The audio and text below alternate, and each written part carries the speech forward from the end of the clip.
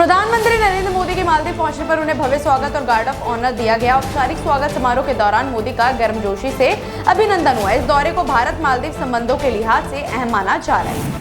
रक्षा मंत्रालय ने भारतीय सेना के लिए करीब 2000 करोड़ की लागत से air defence fire control radar की खरीद के लिए भारत इलेक्ट्रॉनिक्स लिमिटेड BEL के साथ अनुबंध किया है। 70% से अधिक स्वदेशी तकनीक वाले ये रडार विमानों, हेलीकॉप्टरों और ड्रोन जैसी हवाई चुनौतियों की पहचान में मदद करेंगे।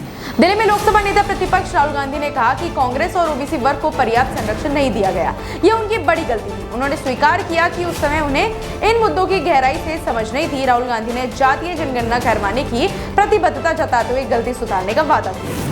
संसद में लंबे समय से ऑपरेशन सिंधु पर चर्चा की विपक्ष मांग कर रहा था, जिसे लेकर लगातार हंगामा हो रहा था। आखिरकार सरकार और विपक्ष के बीच सहमति बनने के बाद लोकसभा में इस मुद्दे पर चर्चा की मांग स्वीकार कर ली गई है। अब 28 जुलाई को ऑपरेशन सिंधु पर विशेष रूप से चर्चा की जाएगी। भारत ने चेन्नई के इंटीग्रल कोच फैक्ट्री में पहली हाइड्रोजन चलित कोच का सफल परीक्षण किया। देश अब 1200 HP की हाइड्रोजन ट्रेन भी विकसित कर रहा है। ये कदम भारत को हरित रेल तकनीक में अग्रणी बनाने की दिशा में बड़ा प्रयास है। मुख्यमंत्री देवेंद्र फडणवीस ने कृषि भवन में शिवराज सिंह चौहान से मुलाकात की। दोनों नेताओं ने कृषि, ग्रामीण विकास और महिला सशक्तिकरण जैसे विषयों पर सकारात्मक चर्चा की। शिवराज ने कहा कि महाराष्ट्र के विकास में केंद्र और राज्य मिलकर कार्य करेंगे। गुजरात के राजकोट में आयोजित कार्यक्रम में नागरिकता संशोधन अधिनियम CAA के तहत 185 लोगों को भारतीय नागरिकता प्रदान की गई। केंद्रीय गृह राज्य मंत्री हर्ष सांघवी ने पाकिस्तान से विस्थापित और कच्छ, मोरबी व राजकोट से बसे लोगों की प्रमाण पत्र सौंपे। मध्य प्रदेश के CM मोहन यादव ने कांग्रेस पर निशाना साधते हुए कहा कि कांग्रेस के शासन में जहां सिंचाई का करीब रकबा 7 लाख हेक्टेयर था, वहीं भाजपा सरकार में ये